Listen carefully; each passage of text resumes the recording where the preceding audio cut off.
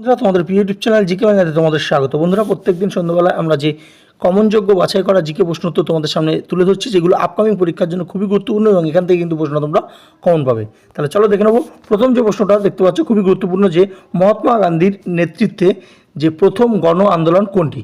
তো চারটে অপশান রয়েছে: ভারত ছাড়ো আন্দোলন, নীল বিদ্রোহ, লবণ আন্দোলন না চম্পারণ।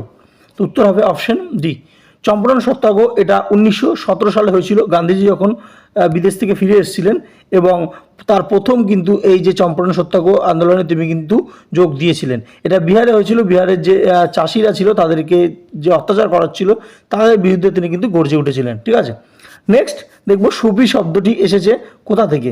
এটি এক ধরনের কবিতা, এক ধরনের পোশাক থেকে, একটি ভাষা থেকে, না একটি জায়গার নাম থেকে? তো উত্তর কী হবে? উত্তর হবে অপশন বি, সুফি শব্দটা এসছে এক ধরনের পোশাক থেকে, এবং এই পোশাক কিন্তু যারা পরতে তাদের সুফি সন্তও বলা হয়ে থাকে। নেক্সট, বাংলার প্রথম গভর্নর জেনারেল তার নাম কি? Lord Clive, Warren Hastings, Lord Bentinck না লর্ড ক্যানিং? তো উত্তর কী হবে? উত্তর হবে অপশন বি, ওয়ারেন হেস্টিংস। তিনি কিন্তু বাংলার প্রথম গভর্নর জেনারেল ছিলেন। ঠিক আছে, তো মাথায় রাখবে। আর এখানে তোমরা দেখতে পাচ্ছ লর্ড ক্যানিং, তিনি কিন্তু ভারতবর্ষের প্রথম ভাইসরয় ছিলেন। নেক্সট আমরা দেখব যে কোনটি দেশের ত্রয়োদশতম মুখ্য বন্দর হতে চলেছে? তো এটা হয়ে গেছে ত্রয়োদশ অর্থাৎ 13তম, পোর্ট ব্লেয়ার, প্যারাদ্বীপ, এনায়েম না কোচি? তো উত্তর হবে option A, port Blair. Andaman Nicobar দ্বীপপুঞ্জের যে পোর্ট ব্লেয়ার রয়েছে, সেটি কিন্তু 13তম মুখ্য বন্দর বা মেজর পোর্ট ভারতের কিন্তু হয়েছে। এটা 2010 সালে হয়েছে। নেক্সট, বিশ্বে কাগজ উৎপাদনে প্রথম স্থান অধিকার করেছে কোন দেশ? কানাডা, রাশিয়া, চীন না অস্ট্রেলিয়া? তো উত্তর হবে অপশন সি, চীন। চীনেই কিন্তু প্রথম কাগজ আবিষ্কার হয়, এবং চীনই এই কাগজ উৎপাদনে প্রথম স্থান অধিকার করে আছে। নেক্সট, চিনুক যে শব্দটা, এটার বাংলা অর্থ কি? ঋতু, ঘাসভক্ষক, শৈত্য না তুষার ভক্ষক? উত্তর কী হবে? উত্তর হবে অপশন ডি, তুষার ভক্ষক। দেখো, চিনুক যখন বয় তখন কিন্তু যে বরফ বা যে হিমবাহ গলিয়ে দিতে পারে, তো তার জন্য তাই কিন্তু তুষার ভক্ষকও বলা হয়। নেক্সট আমরা দেখব জরুরি অবস্থা। এটা অনুমোদন যখন করতে হয়, তো জরুরি অবস্থা কে ডাকে? প্রেসিডেন্ট ডাকে। কিন্তু যখন অনুমোদন করতে হয়, তখন সেক্ষেত্রে কার ক্ষমতা বেশি? লোকসভার ক্ষমতা বেশি, রাজ্যসভার ক্ষমতা বেশি, না উভয়ের সমান ক্ষমতা, না উভয়ের কোনো ক্ষমতা নেই? তো উত্তর কী হবে? উত্তর হবে অপশন এ, সবসময় কিন্তু লোকসভারই ক্ষমতা কিন্তু বেশি থাকে। ঠিক আছে, আচ্ছা, নেক্সট আমরা দেখব কি বলছে, যে আইন শৃঙ্খলা, ল অ্যান্ড অর্ডার রয়েছে, এটা কোন তালিকা অন্তর্ভুক্ত? আমরা জানি 3 রকম তালিকা রয়েছে। একটা হচ্ছে সেন্ট্রাল লিস্ট বা কেন্দ্র তালিকা, একটা হচ্ছে যে রাজ্য লিস্ট বা স্টেট তালিকা, আর একটা হচ্ছে কনকারেন্ট লিস্ট বা যৌথ তালিকা, আর 4 নম্বর অপশন আছে কোনটি নয়। তো উত্তর কী হবে? উত্তর হবে অপশন বি, রাজ্য তালিকা। দেখো, আমরা কোনো রকম যে ল অ্যান্ড অর্ডারের কোনো কিছু ঘটলেই কিন্তু আমরা বলি এটা তো রাজ্যের দেখার দায়, অর্থাৎ রাজ্য তালিকার মধ্যে কিন্তু এই ল অ্যান্ড অর্ডার বা আইন শৃঙ্খলাটা পড়ে। খুবই কিন্তু গুরুত্বপূর্ণ, মাথায় রাখবে। নেক্সট আমরা দেখব যে ভারতীয় পার্লামেন্টের যুগ্ম অধিবেশনে কে সভাপতিত্ব করেন? রাষ্ট্রপতি, প্রধানমন্ত্রী, স্পিকার না উপরাষ্ট্রপতি? তো উত্তর কী হবে? উত্তর হবে অপশন সি, উপরাষ্ট্রপতি। দেখো, যখন যুগ্ম অধিবেশন হয়, জয়েন্ট সেশন হয়, সেই সময় কিন্তু সভাপতিত্ব করে থাকেন কে? স্পিকার। কিন্তু এই যুগ্ম সেশন এটা যদি বলে যে কে আহ্বান করে বা কে ডাকে, সেটা কিন্তু রাষ্ট্রপতি হবে, মাথা রাখবে। ঠিক আছে, পরবর্তী প্রশ্ন তোমরা দেখতে পাচ্ছ যে কৃষক ভিত্তিক আবাদ বলতে বোঝায় কি? বর্গাদার দ্বারা চাষ, চাষি নিজের জমির মালিক, ক্ষেত মজুর দ্বারা চাষ, না এগুলি কোনোটিই নয়? তো কৃষক ভিত্তিক বলতে কি বোঝায়? সেটা হচ্ছে চাষি যখন নিজের জমি মালিক, অর্থাৎ চাষি নিজের জমিতে চাষ করে বা নিজের জমিতেই যা কিছু কাজ করার কর্ম করে, সেটাকে কৃষিভিত্তিক আবাদ বলা হয়। নেক্সট 10 নম্বর, MRTP যে অ্যাক্ট, এটা কার্যকরী হয় কত সালে? 1969, 1970, 1971 না 1972? তো এটা কোনটা হবে? এটা উত্তর হবে অপশন বি, 1970। দেখো, অ্যাকচুয়ালি এটা দুরকমভাবে প্রশ্ন আসে যে MRTP অ্যাক্ট কবে হয়েছিল। সেটা হচ্ছে 1969 সালে, এটা কিন্তু পাস হয়, কিন্তু কার্যকরী হয় ঠিক তার পরের বছর অর্থাৎ 1970 সালে।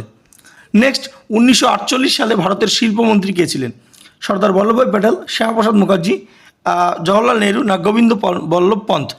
উত্তর কী হবে? উত্তর হবে অপশন বি। বাঙালি হিসেবে আমাদের গর্ব যে শ্যামাপ্রসাদ মুখার্জি, তিনি কিন্তু ভারতবর্ষের প্রথম শিল্পমন্ত্রী ছিলেন। নেক্সট আমরা দেখব যে নিউটনের আবিষ্কারক কে?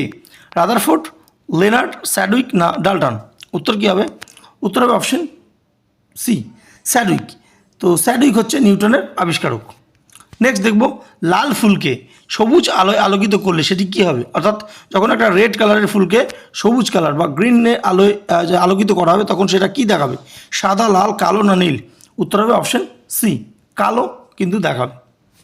নেক্সট 15 নম্বর প্রশ্ন, বহুবার প্রশ্নটা আসে, রিপিট হয়, যে বৈদ্যুতিক ফিউজ তারে কি? 4টে অপশান রয়েছে, গলনাঙ্ক খুব বেশি, গলনাঙ্ক খুব কম, স্ফুটনাঙ্ক বেশি খুব বেশি, না কঠিন ভাবের উষ্ণতা প্রচণ্ড বেশি। তো উত্তর কী হবে? উত্তর হবে অপশান বি, গলনাঙ্ক খুব কিন্তু কম বৈদ্যুতিক ফিউজ তারে। তার যখনই এর জন্য কিন্তু এটা গলে অন্যান্য যে আমাদের যে ইকুইপমেন্টগুলো আছে ইলেকট্রনিক, তো সেগুলোকে কিন্তু বাঁচিয়ে দেয়। ঠিক আছে? তো নেক্সট, কলিঙ্গ পুরস্কার এটা কেন দেওয়া হয় বা কোন ক্ষেত্রে দেওয়া হয়? এটাও কিন্তু বহুবার রিপিট হয় প্রশ্নটা। সঙ্গীত, বিজ্ঞানে আবিষ্কারের জন্য, ডাক্তারি, বিদ্যায়, না খেলাধুলায়? তো উত্তর কী হবে? উত্তর হবে অপশান বি, বিজ্ঞানের যে আবিষ্কারের জন্য কলিঙ্গ পুরস্কার দেওয়া হয়। এবং এখান থেকে আরেকটা প্রশ্ন আসে যে কলিঙ্গ পুরস্কার কারা দিয়ে থাকে? সেটা হচ্ছে ইউনেস্কো দ্বারা কিন্তু কলিঙ্গ পুরস্কার দেওয়া হয়, ইউনেস্কো। ঠিক আছে? তো নেক্সট, আনন্দমঠের রচয়িতা কে? শরৎচন্দ্র চট্টোপাধ্যায়, রবীন্দ্রনাথ ঠাকুর, বঙ্কিমচন্দ্র চট্টোপাধ্যায়, নবনীন্দ্রনাথ ঠাকুর? উত্তর কী হবে? উত্তর হবে অপশন সি, বঙ্কিমচন্দ্র চট্টোপাধ্যায়। তিনি কিন্তু আনন্দমঠের রচয়িতা।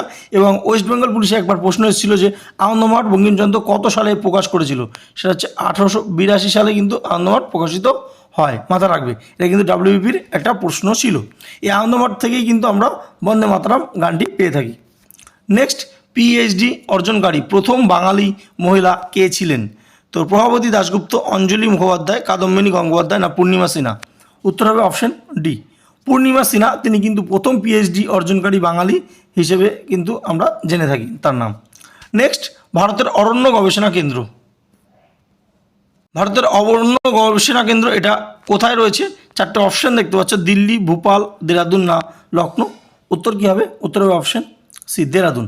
দেরাদুনে কিন্তু ভারতের অরণ্য গবেষণা কেন্দ্র রয়েছে। দেরাদুন কোথায় রয়েছে? দেরাদুন রয়েছে উত্তরাখণ্ডে রয়েছে। ঠিক আছে? তো নেক্সট 20 নম্বর প্রশ্ন, যে প্রথম জাতীয় শ্রম কমিশন এটা কত সালে গঠিত হয়? 1965, 75, 76, না 66? উত্তর কী হবে? উত্তর হবে অপশন ডি, 1966 সালে প্রথম কিন্তু জাতীয় যে শ্রম কমিশন গঠিত হয়। আচ্ছা, তোমাদের জন্য আজকের হোমওয়ার্ক প্রশ্ন অবশ্যই কমেন্ট সেকশনে জানাবে যে ভারতবর্ষের প্রথম শ্রমমন্ত্রী কে ছিলেন? খুবই গুরুত্বপূর্ণ প্রশ্ন। তো যে প্রথমে অ্যান্সার দেবে তার উত্তরটা আমরা প্রিন্ট করে দেবো এবং সবাই কিন্তু দেখে নিও। তো যারা নতুন চ্যানেলে, অবশ্যই চ্যানেলটা সাবস্ক্রাইব করে রাখো, পাশে থাকা বেল আইকন ক্লিক করে রাখো। এরকম ইম্পর্টেন্ট প্রশ্ন যেগুলো পরীক্ষা আসার মতো আমরা কিন্তু তোমাদের সামনে একদম দিয়ে যাবো পরীক্ষা আগে পর্যন্ত। তো অবশ্যই যারা নতুন, চ্যানেলটা সাবস্ক্রাইব করো। নিচে আমাদের যে টেলিগ্রামের লিঙ্ক রয়েছে সেখানেও তোমরা জয়েন হয়ে যাও, সেখানেও কিন্তু গুরুত্বপূর্ণ পিডিএফগুলো প্রোভাইড করা হবে। ধন্যবাদ।